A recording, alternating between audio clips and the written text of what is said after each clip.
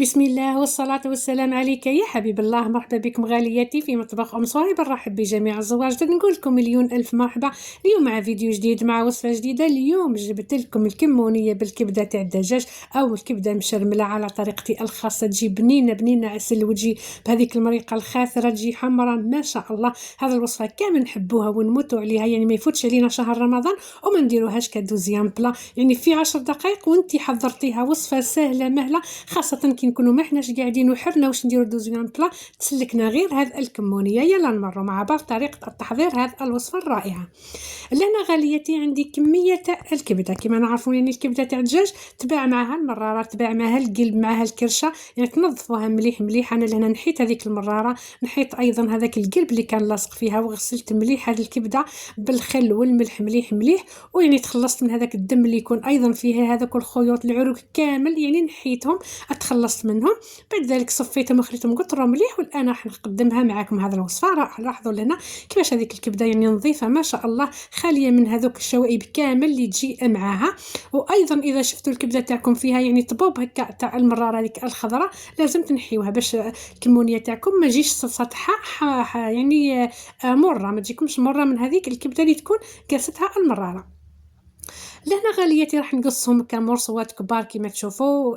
اذا لقيت اي خيوط هذوك اللي يكونوا العروق، هذوك الخيوط اللي يجيو لداخل لازم تنحيوهم هكذا، ونقص مرصوات كبار. واذا جات معاهم يعني القلب بعد يعني تحلوه على اثنين وتغسلوه مليح من الدم وتقسموه على اثنين حتى هو، ونقصوه بهذا الشكل كما تشوفوا، طريفان كبار شويه اخواتي هكذا كما تشوفوا. بعد ذلك واش راح ندير بعد ما نقصهم كامل؟ نحطهم مباشره في الطنجره تاعي. لهنا غالياتي جبت هذا الطنجره تاعي او البرمه هذه، حطيت فيها هذيك الكبده بهذا الشكل بعد ما قصيتهم كامل مرصوات شويه كبار، يعني ما تقصوهمش رقاق بزاف باش ما يذوبش معكم هذيك الكبده في الصلصه كي تعود طيب. لهنا واش راح ندير؟ راح ندير كميه تاع زيت فقط كمرحله اولى. كما قلت لكم غالياتي الكمونيه هذه على طريقتي الخاصه، يعني ما كان له ديروها في الكوكوط لانه بالخف طيب، يعني ما فيهاش الروح الكبده هذه بالخف الطيب.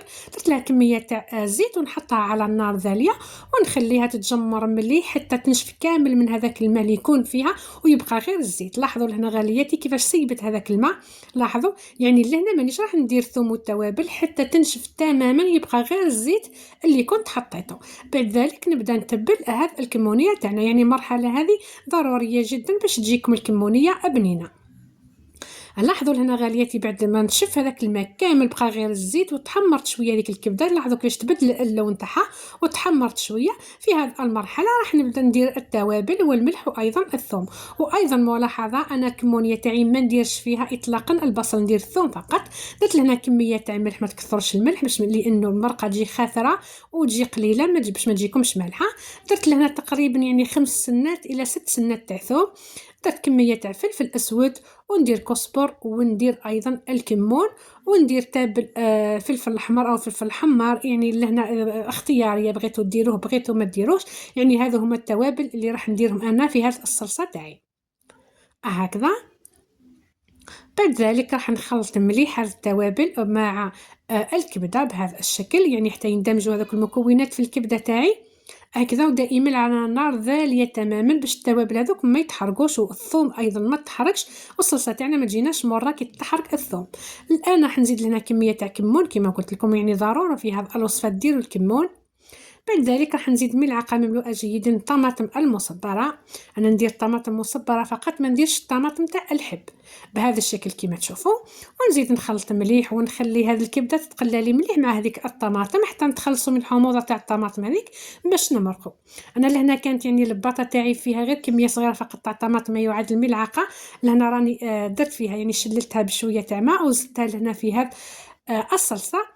وانتم تقدروا لهنا ديروا يعني فنجال او اقل من فنجال مع هذيك الطماطم، ونخليو هذيك الكبده فنجال تاع الماء، ونخليو هذيك الكبده يعني تتقلى مليح، نغطي عليها ونخليها تتقلى مليح وتتجمر مليح.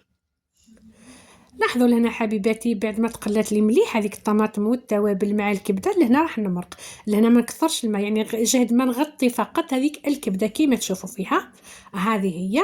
راح نزيد لهنا يعني قرن تاع فلفل، تقدروا ديروا لهنا بقاعي طريه يعني متكونه من دبشه معدن وسكر رافس، او تقدروا ما ديروش يعني تخليوه حتى الاخير وتزينوا فقط بالدبشه. درت لهنا قرن تاع فلفل حار ونخليها تتجمر مليح وتطيب لي مليح حتى تنشف تماما، وتبقى لي هذيك الصلصه قليله خلاص كيما تشوفوا فيها هكذا يعني، وتجينا خاثره حتى تشوفوها انها خثارت خلاص يعني طفيو عليها. في هذه المرحله راهي طابت الكمونيه تاعي. الان لهنا جبت صحن التقديم وراح نقدم معكم هذه الوصفه الرائعه السهله مهله. لاحظوا حبيباتي طابت ما شاء الله، هذيك المرقه جات حمراء وجات خاثره وجات بنينه من اروع ما يكون.